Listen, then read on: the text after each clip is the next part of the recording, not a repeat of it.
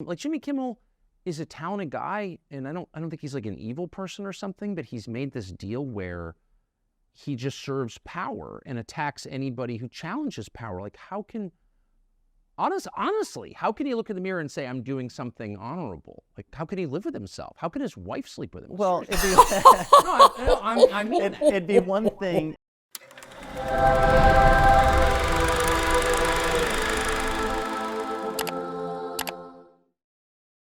G'day guys, this is Holy Critics signing in, and today I want to spread the festive cheer with you because you're about to watch Tucker Carlson throw down the gauntlet to Jimmy Kimmel in the only way he knows best. In this interview, he's talking with Seth Dillon of Babylon Bee, which you might know is a satirical news publication that has faced heavy censorship in recent times due to their politically incorrect comedy, especially when they targeted Dillon Mulvaney. And the discussion triggers Tucker Carlson to go on one of his epic rants on the state of late night comedy in America, particularly singling out Jimmy Kimmel and Stephen Colbert, both of whom are whiny little crybabies who let Donald Trump live rent-free in their minds. In fact, they should be thanking the man because he's the only reason for their meager ratings at this point.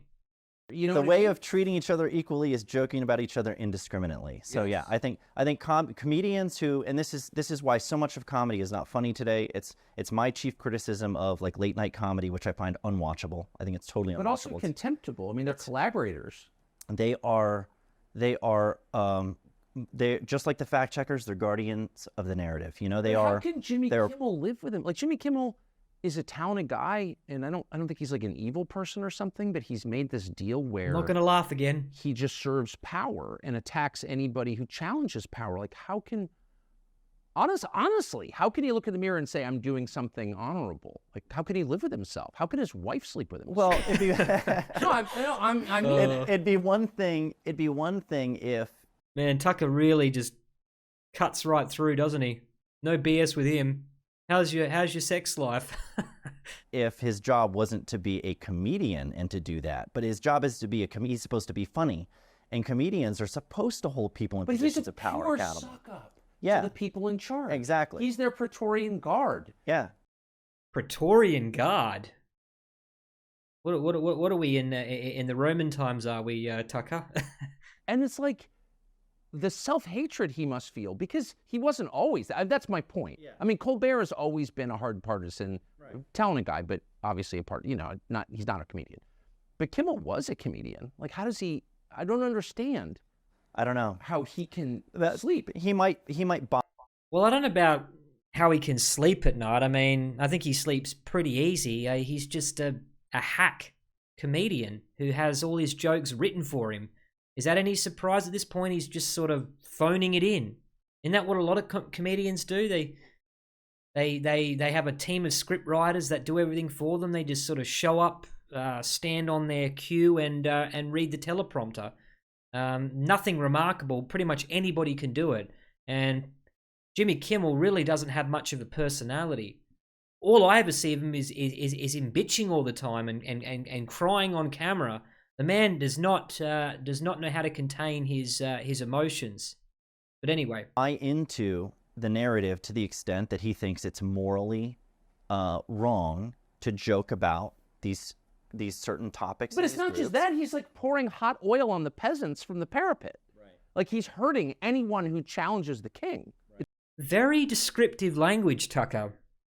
You know, we've jumped from the Romans to the to what the Middle Ages. What are we going with here? What angle is this? It's crazy. It is crazy. It's upside down. The comedians should be poking holes in the popular narrative, not propping it Jimmy up. Kimmel is. Like, truly. No, I mean it. You Like, said it, no not amount me. of money Filthy is worth rag. what he's doing, in my opinion. Yeah, but it's how they control speech and thought. It's how if your worldview is incoherent and impossible to defend rationally, Yes. then you have to insulate it from criticism. And what's the most effective kind of criticism there is? I think it's mockery, which exposes foolishness for what it is. So it makes perfect sense to me. I honestly, I was mistaken about this. It's To learn who rules over you, simply find out who you are not allowed to criticize. It's something I admit I was wrong about, is when early on, when we first started getting fact checked and we first started having these issues with censorship with the Babylon Bee, it was my belief that humor, these were humorless scolds who just didn't think our jokes were funny, and they thought they were offensive and they were being hypersensitive, and that's not the case. No, it's not. You're going through the stages of realization. Where'd that come from? Man, he's got such a maniacal laugh, Tucker Carlson, I swear to God. The stage of realization, I eventually learned and came to realize that it's not humor. Humor's a vehicle for truth delivery. They don't like the fact that the narrative is being challenged in a way that's effective, and so they have to shut you up. And so that's what it's about. It has nothing to do with them being They don't have limits. They don't have, and it has nothing to do with being offended. This whole thing, you know, the hypersensitive, the people getting up in comedians' faces or charging the stage to slap them in the face when they make a joke they don't like. The you know, don't bring your speaker to our campus because we need a safe space here and this will offend people. They're not. It's all fake outrage because they've learned that fake outrage. That is interesting, isn't it? They're not truly snowflakes like the right-wing people like to say. They've simply weaponized their outrage to shut down any plausible debate or opposition to their ideas. They resort to violence, not diplomacy. Can be used as a tool to bludgeon you into silence and submission. But that's exactly right. If they would censor you, they would kill you, period. Because you don't censor a peer, another citizen, another human being. You censor your slaves. You censor someone you consider less than human. So if censorship doesn't work, they'd indict you. If that doesn't work, they would kill you. I mean, it's a very obvious. Well, that's quite the conclusion to draw, wouldn't you say? First he invokes the Roman Empire, and then he throws in medieval times, just to emphasize his point. But I do agree with him. We are most definitely on the road to tyranny. Cancel culture and censorship. I can't see it ending well for either side of politics, no matter who's in charge. This really needs to end now, and it needs to be called out wherever it starts to metastasize. So, if you agree with this video, make sure you drop a like on it.